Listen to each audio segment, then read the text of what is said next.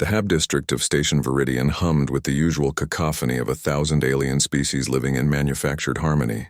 Eli Draven preferred the quiet corners, the forgotten maintenance shafts where only the whisper of recycled air and the occasional groan of stressed metal kept him company. He'd been stationed here for 3 standard years, fixing what others broke, speaking only when absolutely necessary. The other residents had learned to leave the silent human mechanic alone. His workshop sat wedged between a Zenthari spice merchant and the ornate residential suite of Lady Kareth, a dragon noblewoman from the Paraxis Dominion. She was everything Eli wasn't, commanding, eloquent, draped in scales that shimmered like molten gold under the station's artificial lights. Their interactions had been minimal. A nod in the corridor, a brief acknowledgement when she passed his open workshop door. She'd never seemed to notice the human who kept his eyes down and his words to himself. That changed on the night of the 73rd cycle. Eli was closing up his workshop when he heard it, a sound that didn't belong to the station's mechanical heartbeat. A wet, labored breathing, a scrape of claws against metal. He stepped into the corridor and froze. Lady Kareth lay collapsed against the wall outside her suite, one wing bent at an unnatural angle, her elegant robes soaked with luminescent blue blood.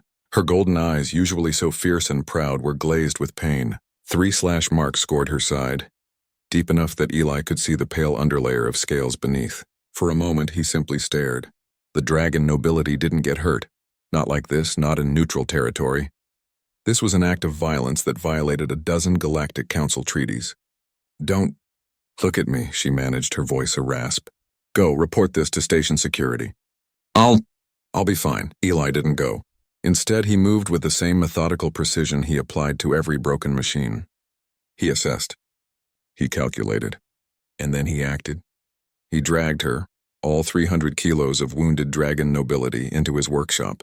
She was too weak to protest beyond a low growl. He cleared his main workbench with a sweep of his arm, sending tools clattering to the floor. When he lifted her onto it, she hissed in pain, but he didn't stop. Couldn't stop.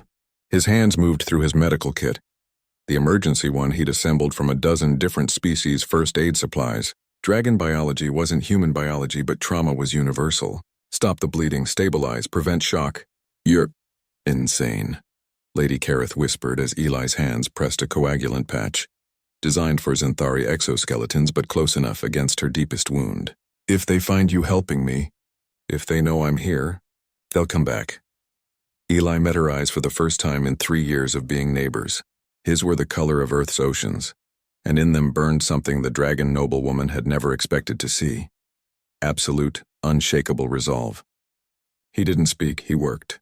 For 6 hours, the silent mechanic operated on Lady Kareth with nothing but workshop tools, jury-rigged medical supplies, and a stubbornness that defied galactic convention. He set her wing with pneumatic clamps meant for hull repairs. He sutured her scales with microfilament wire designed for circuit boards. He monitored her vital signs with a diagnostic scanner he'd modified to read xenobiology. When dawn broke over the artificial horizon, Lady Kareth was alive. Bandaged, broken, but alive. Why? She asked, her voice stronger now. You don't know me. My enemies are powerful. You've put yourself in danger. Eli was cleaning blood off his tools. He paused, considering her question with the same careful thought he gave to every mechanical problem. Then he shrugged, a very human gesture, and returned to his work. Lady Kareth would have laughed if it didn't hurt so much. The Galactic Council learned about the incident 3 days later when Lady Kareth appeared before their emergency session, very much alive, and accompanied by a human mechanic who still refused to speak. The testimonies painted a damning picture. Lady Kareth had been attacked by assassins hired by a rival house, a clear violation of station neutrality. But what shook the council wasn't the assassination attempt. It was what came after. This human, Lady Kareth declared, her voice carrying the weight of ancient nobility, violated no fewer than 47 galactic medical protocols.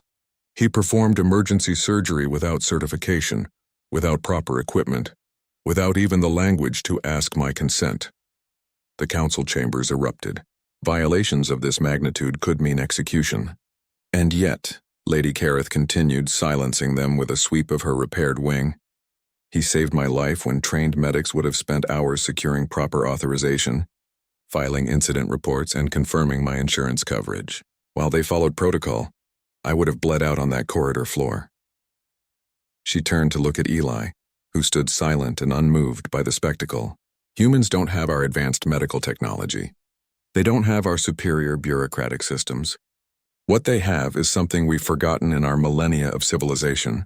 The simple, stupid courage to help a neighbor in need. Consequences be damned. The Galactic Council deliberated for 3 standard days.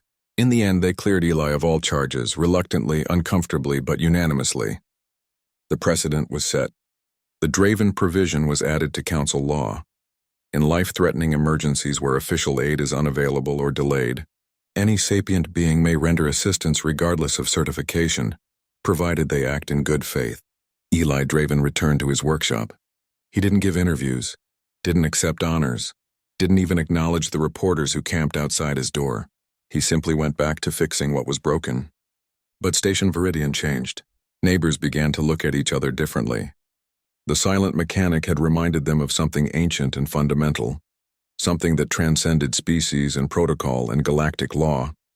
Sometimes doing the right thing meant breaking every rule, and sometimes the most powerful words were the ones never spoken at all. Lady Kareth, fully healed and restored to her position, moved her residence. Her new suite was directly above Eli's workshop. When asked why, she simply smiled, a terrifying expression on a dragon, and said, "I prefer neighbors who understand what truly matters."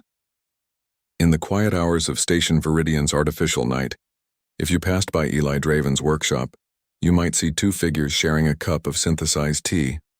One golden and scaled, the other silent and scarred by grease stains. They rarely spoke, but in the space between words, an entire galaxy had learned to listen.